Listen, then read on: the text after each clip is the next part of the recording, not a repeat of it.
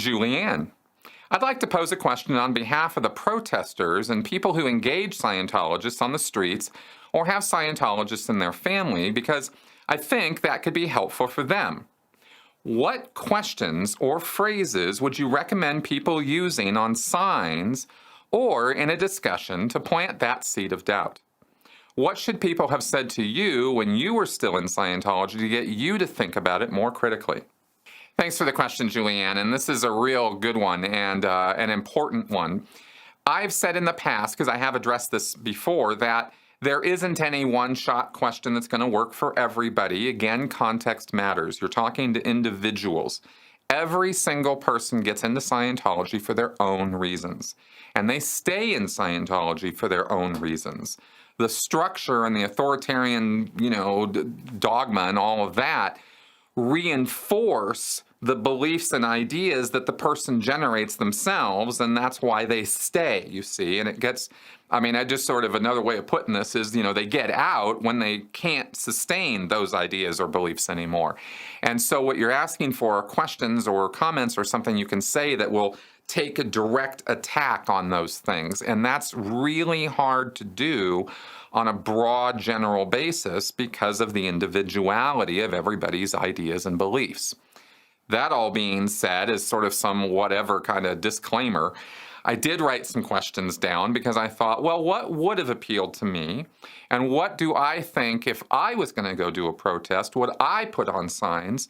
Or if I was going to engage with Scientologists, what questions would I ask them at this point in time, knowing what I know now? And here's what I came up with, just a little list of a couple of them here, and maybe these will be useful for you. Question 1, are you happy? Are you getting what you were promised? We're worried about you. Come talk to us. I think that would be specifically for a sign. But it's a clear invitation, and it expresses worry, not anger or antagonism or ridicule. Are you getting paid enough? It's okay to have doubts. I've seen that sign used many, many times in protests. A very good sign. What if Hubbard is wrong?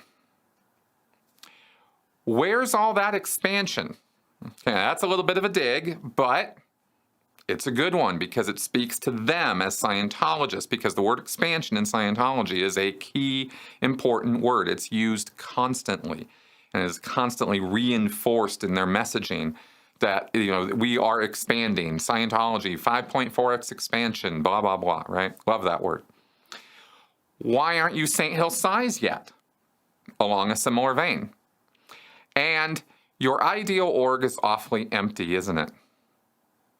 Now, that's just a straight up observation, and it's really hard to argue with because they have eyes too, and they can see that their org is not very full.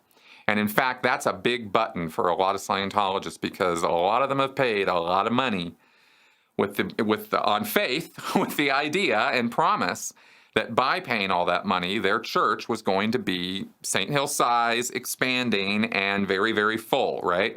And of course, after they open these big buildings with all this fanfare, they are empty, and they are ideal morgues, not ideal orgs.